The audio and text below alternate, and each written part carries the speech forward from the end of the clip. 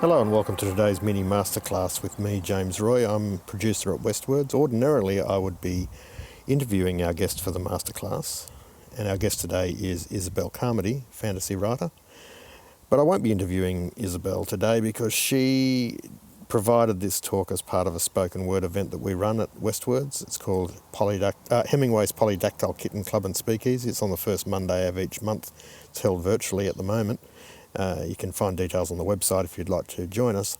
But Isobelle gave us her insights during a talk at the September Kitten Club.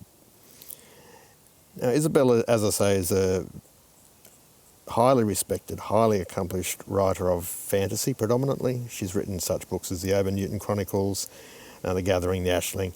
Also, she wrote a wonderful little book that I really enjoyed called Little Fur, which is it's almost fable-like fantasy, which she illustrated, I believe.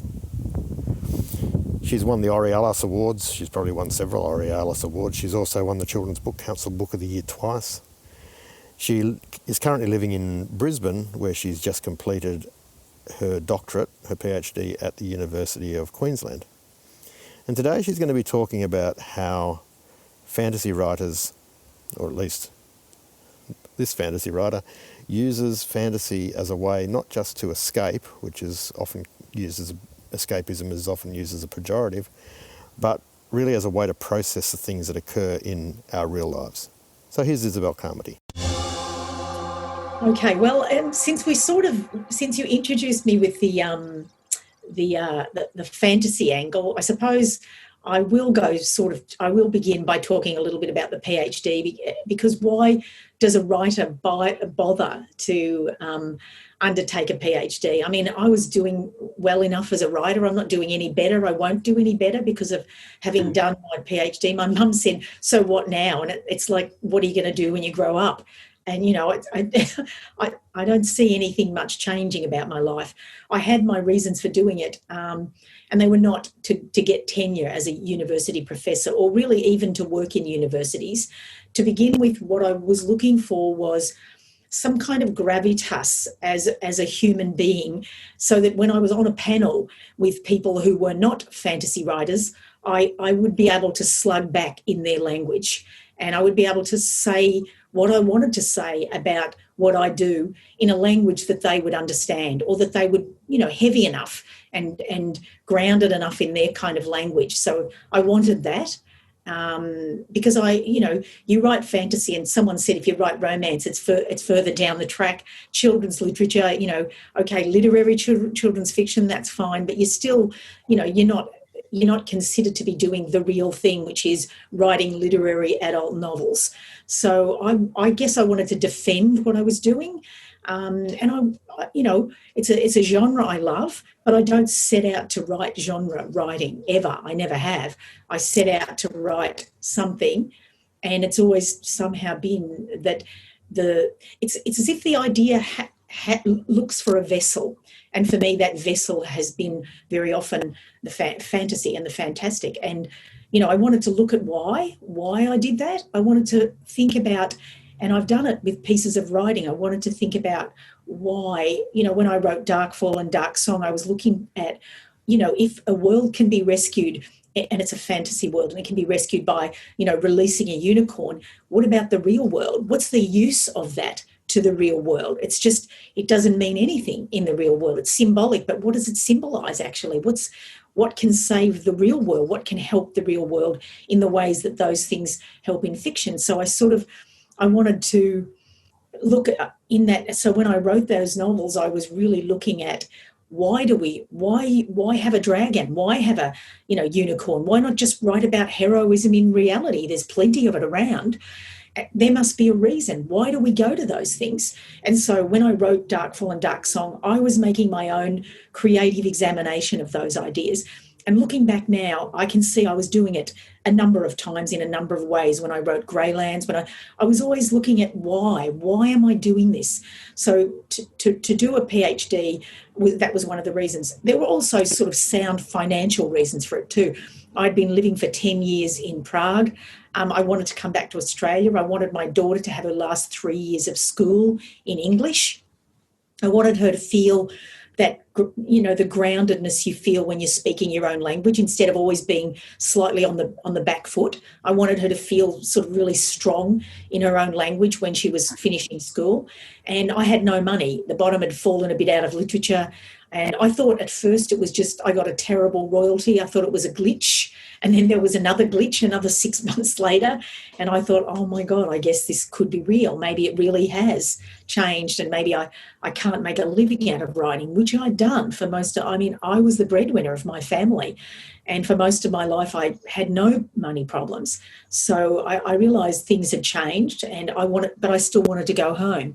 So I had spoken on tour to another writer, and that was Kim Wilkins, and she said, Isobelle, why don't you, this was years back, she said, why don't you think about a creative PhD? And I said, I can't do a PhD. I've only done an undergraduate, I didn't do any more degrees. I didn't do an honours year. And she said, we can just skip over those because of your body of work. And that seemed I thought, wow, that's cool, but I don't want to do that. So I just put it out of my mind. But when I was coming back to Australia and thinking where I wanted to live, I thought, what if I could do it? So I wrote to her and thought, well, what if I could get a scholarship? And if I could study, I'd love that. And then I'd be able to live. So I wrote to her and she said, oh my God, do it at the University of Queensland because I can supervise you. But you have to apply and, postgrad. It's hard to get the grant, the scholarship. So I went through all the hoops and I got accepted. And what I got accepted with was wanting to pursue that same question. I wanted to ask something about how is it, I don't want to talk about fantasy worlds. I actually want to talk about reality. I always and only want to talk about reality. So if that's the case, how... I want to talk about why and how. And I wanted to look at the exact mechanisms I used. And I've won Book of the Year twice with things that were fantastical. So and I believe they spoke to and about the real world. So I sort of wanted to step back from that and think about what literally is the mechanism I used when I write. What are the most powerful mechanisms? Which one will I choose? And I'd never really thought very much about what I was doing. I guess you have this mystical approach to your writing. You don't want to think too much about the mechanisms because what if it all goes away once you start thinking about it? So there was all that sort of weird superstitious stuff, but I decided not to care about that. And so I thought I would, so I chose an aspect of my own creative toolbox to write about.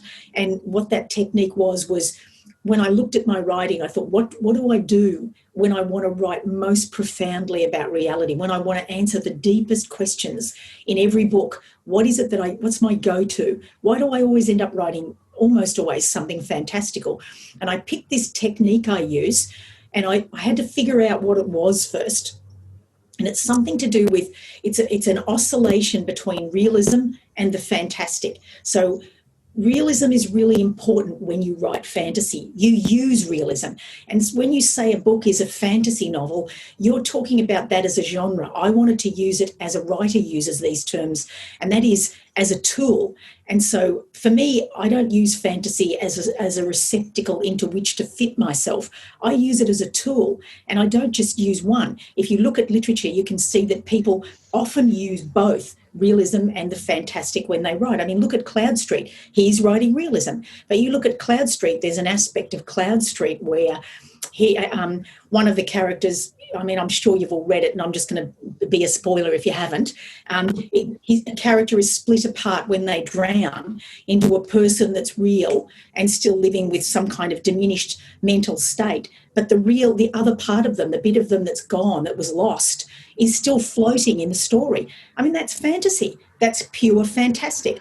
And if you look at, Midnight's Children, you look at all sorts of writing, not just magical realism, not just hard fantasy, but all sorts of novels use flutterings of fantasy. And many times I wanted to talk about death and grieving. And you know how when we write novels, I mean, those of you who write will know this anyway, but when you write novels, you have your own creative thesis you're pursuing. And so underneath everything that you're writing, there are various questions you're asking. So my question for the novel that I was writing as part of my PhD, my question was, isn't our grieving over death, isn't that really actually grieving for ourselves most, in a very profound way? Because when we die, that's the end of cognition. We can never process our own death except in advance and, by means of other people dying. That's how we process death, and it's the only way we can process it. And I believe we must process it in some way, and we can't just do it once. That's why grieving is these waves of grief that come, because it's a mechanism for processing our own mortality. So what I wanted to write in the novel, I wanted to examine the process of grieving. And so the novel is this gigantic mammoth thing called The Theatre of Death. Kim said I wrote 4 PhDs in one, because I wrote an overlength thesis and I wrote an overlength novel. And I applied and I basically said, what do you expect? You took me on as a creative writer. Take a look at the books that I've written.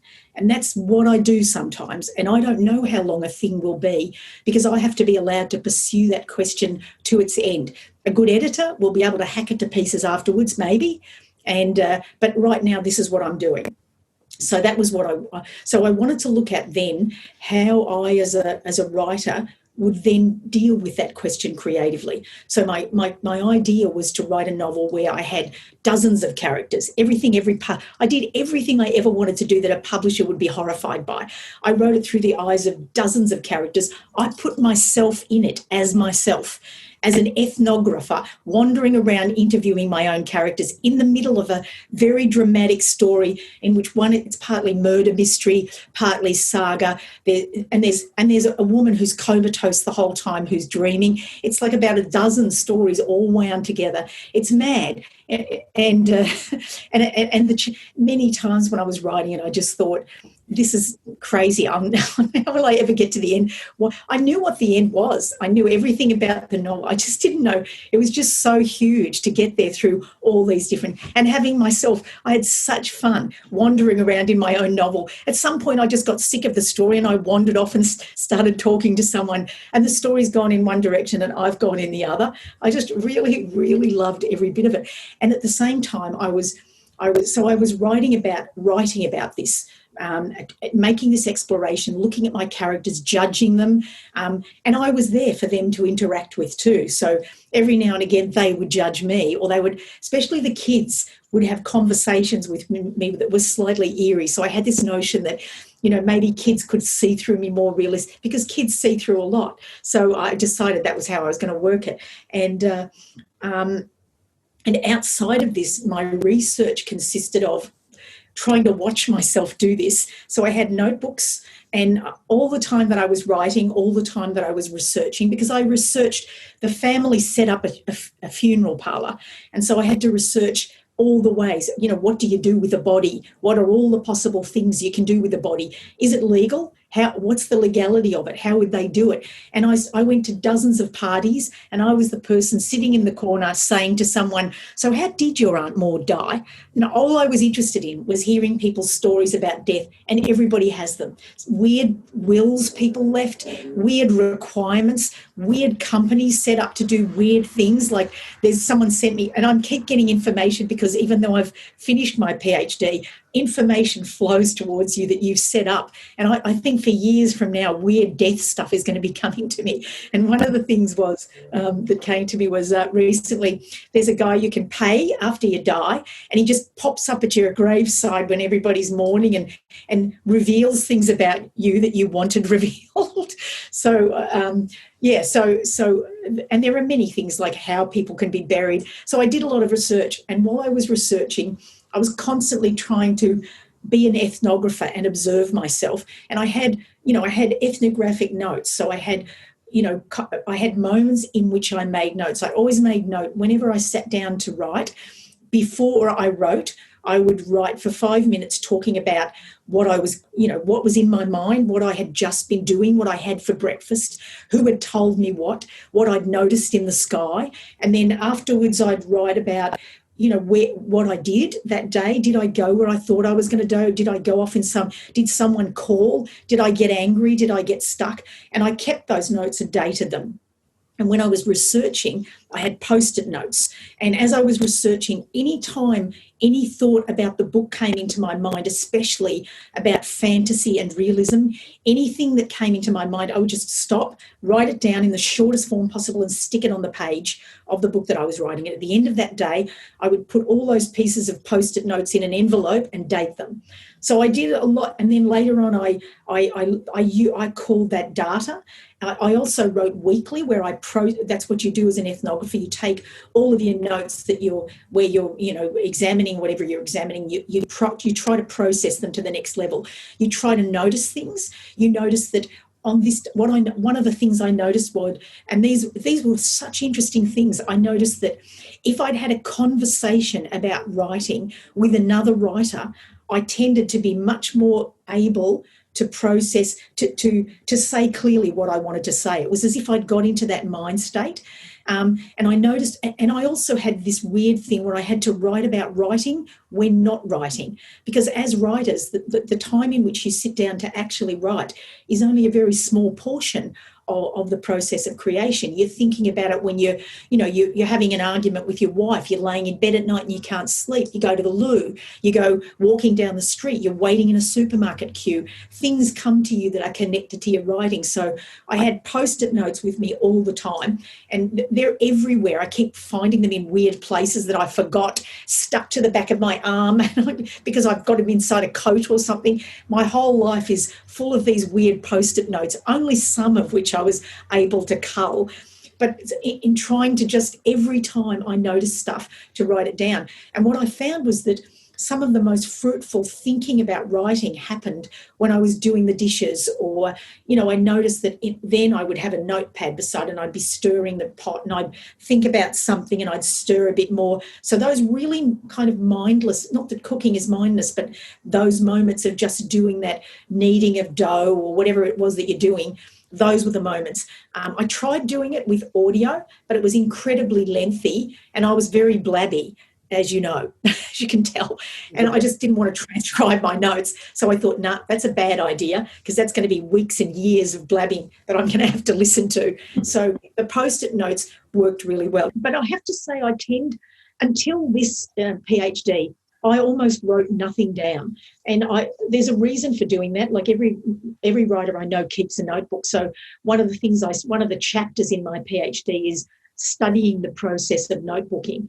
And I was looking at ethnographic note-taking as an anthropologist or an ethnographer, and the kind of notebooking that creative writers do. So I looked at 3 people who notebooked, and various different kinds of writers, and I really examined their process of notebooking. And my process was about gathering data. It wasn't a creative note-taking exercise. It was very interesting because when I was first looking at notebooking, I've got friends who are writers, of course, and I asked quite a lot of them, can I look at your notebook? And in every single case, they said, no way. I mean, in every case. And I realised when I tried to keep notes that personal stuff gets in there. Of course it does. And so, they're extremely personal. And although my notebook wasn't that much so, it still processes a lot of personal stuff. So I was looking at notebooking, and that's one of the chapters of the, you have to write your exegetical essay around and about your piece of writing. Again, it is a strategy for me not to write things down, because I think a lot of creative energy as a writer is wasted in, I would say it's wasted in writing really, really complex notes. And I mean, I don't mean for experienced writers. Of course, people have their own methods once they're experienced, but, emerging writers, beginning writers often write really, really long notes, especially in fantasy or science fiction. They'll world build it all into notes, and they've put so much of themselves into it. They've got nothing left for the piece of creative writing. It's boring to them because they've sort of solved the thing that's the question that's driving the piece of writing. They've already solved it. And so for me, I just believe I'll remember it. I mean, we do remember an incredible amount of stuff. We can't access it. And I think if you've got an idea that's strong enough, it will just drag all that stuff out of you. And for me, that process of writing is going over and over and over the piece of writing. And it does come up, lots of stuff from years and years ago come up. And if it doesn't last, well, it probably wasn't good enough anyway. So it wasn't strong enough. It didn't stick hard enough. And so something else will take its place, something more relevant, stickier. And that's how I always felt. So I was a little bit nervous too of this note-taking exercise, because I thought, well, what if I completely screw it up? And then I thought, well, this is what a PhD is for. It's about trying something new and dangerous and difficult and maybe failing, maybe it won't work. And all the way through writing the notes and again in the thesis, when I've written the essay, I said I was very conscious. And the me in the novel wandering around there says, well, this is dangerous. I could really mess this up. And she's constantly trying to, make herself efface it. Like every now and again, you see a scene one of the other characters is talking about, and then she comes in and she says, well, I was there, but I refuse to let them talk about me. I've got this gift of being able to, just put myself in the background so they sort of forget about me because I actually did it. I wrote the thing. And so I'm looking at myself and then writing about myself being in the novel, because you become a character. I become this weird old crone, which, that's a bit of me too. I liked what I became in the novel, this strange old crone. Why I chose death and grieving was because, when I was 14, and that's why, James, I kind of like made a point of saying it was 14 when I started, because my dad was killed in a car accident when I was 14. And for me, that kind of started the whole thing. The novel, the Ober Newton Chronicles is set after a nuclear holocaust. Most of the world's, radioactive black wastelands. It's all fantasy. It's all science fiction. But for me, I was writing about my world and my life. My life felt like a nuclear holocaust had happened. I was a misfit. I was lonely. I was getting bashed up at school. I was scared to death of the teachers. We lived in a really tough neighbourhood. My mother went to work and left me alone at night. So all these, and it was a world in which, we played these horrible games, the horror games, and it was fantasy, but it was a world, we lived in a world in which one day Dad went out and died. So it was a world in which really awful stuff could happen, and we really believed it because it had happened to us. And it was a world where justice, there was no justice, because a drunk driver killed my dad and nothing happened to him. He just went off to Queensland, actually, after the trial.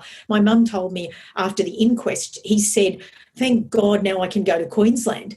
And that was what he said at the end of the inquest, where he killed my dad, a man whose wife was in hospital having a baby, and crippled another guy, and nothing happened to him. And I didn't understand that. And funnily enough, I've got a friend who's a solicitor, and while I was writing the novel, I was taught, it's because I was processing. I talk about it in the PhD. I talk about it in the first chapter as one of the driving aspects of all of my writing is, my dad was in an accident 10 years before he was killed. He was in a work accident, and the work vehicle ran over his Repco truck and crushed him. And he was terribly scarred on the forehead, and he had one eye he was blind in one eye, but he had a kind of like, it wasn't missing, it didn't look weird, it was just like a cloud was across the middle of his eye. I always thought it was a cloud in his eye somehow. It was very poetic that my dad had a cloud in his eye. And in this accident, he'd become, as you can imagine, he was trapped in the car, and he was phobic about cars. So a man with 8 kids rode a motorbike. We never got in a car. He just didn't get in cars. It freaked him out even to get into a bus. And on the night he died, it was the first time in those 10 years that he'd got into a car. And why did he do it? Why did he get in the car? I will never know why he did. And that's another of those questions parents, when they die, or anyone when they die, we're left with questions connected to their life that we can never have answered. So death is this kind of veil of mystery that goes over, and you deal with what's lost, life, and all the stories of that person, and all the connections to you are just severed. All the possibilities of asking those questions are gone. So that's part of what's in the novel, why I was writing the novel. And the novel, throughout the entire, 370,000 words, it's raining. the entire time of the novel. And, Kim, when she read the novel for the first time, she wrote to me, she dreamed about rain afterwards. And Leonie is now reading it. And she told me the other day, guess what I'm reading it with? And I said, I don't know. And she said, I'm listening to a rain tape while she's reading it, which is so apt, so strange. And so I had decided that it was going to be raining for the entire novel. And at some point, Kim said, this is too big. You can't put in a novel this big. And I said, wait a sec, I've got this, exemption. I can write this overlength thing. And Kim said, have you ever heard the term examinable thesis? And I hadn't. And I thought, oh, shit. So it was 3 acts. And Kim said, what about, just for the purposes of the PhD, rearranging it into 2 acts and submitting 1 act? So I did. It took me months to find the exact place. And what happened was, she said, just finish it anywhere. And I said, no, it has to feel emotionally satisfying for the examiner. I can't do this unless I reach the end. So I was months overdue. I mean, like, I was already years overdue, but I was months overdue. There's a point beyond which they won't give you any more extensions. And I just thought, well, what are they going to do? I wonder what they'll do, because, I won't do anything. I'll just finish the novel when I finish it. So I just kept going, and no one came after me, and COVID happened. And I thought, well, no one's going to come for me now. So I kept looking for this place where I could write the novel. And when I was writing the character of me, at some point, my character was thinking about, started to think about the fact of my father's death, because in an ethnography, you have to establish positionality. So I thought I wanted my character, the me in the novel, to actually think about why I'd written the novel. So I start to think about my father's death for the first time in some kind of visceral way.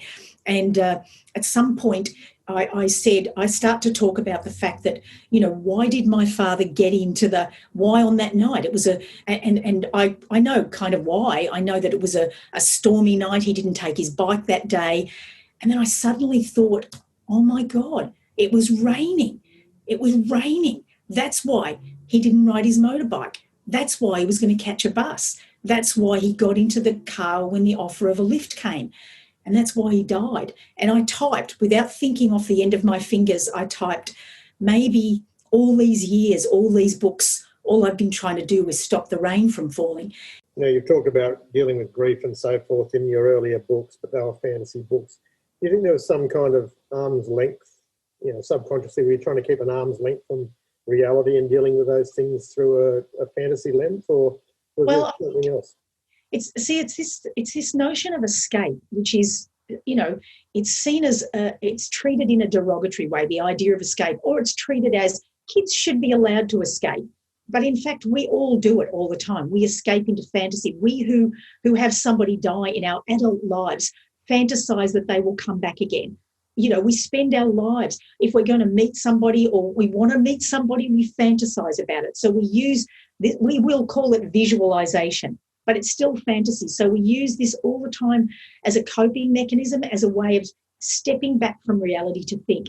And for me, that escape was like, for kids, I always talk about Harry Potter's room of requirement, because when that appeared in that film, I thought, my God, that's the perfect metaphor for what writing is for me, for me as a kid. It was a place to go where I could think. And for me, I was talking to my old sociology professor who was one of the people who wrote me a reference for doing a PhD in the first place. And I wanted to thank him, and I had to track him down. And I said to him, so what are you doing now? And he said, well, I'm dying. I'm old. And I said, Jesus Christ, that's a great way to start a conversation. I said, can you not talk about dying? And he said, well, I am. And I said, yeah, well, we all are. What are you doing? Are you writing anything? And he said, yeah, I'm writing, but, I don't care about publication. I write because I need to process the world. And I thought, that's what I do. That's what writing is for me first. It's a processing of the world. Back to that 14-year-old girl, that was what she was doing. She wasn't wanting to be published. She didn't fantasize about being a writer. She didn't dream about being a writer.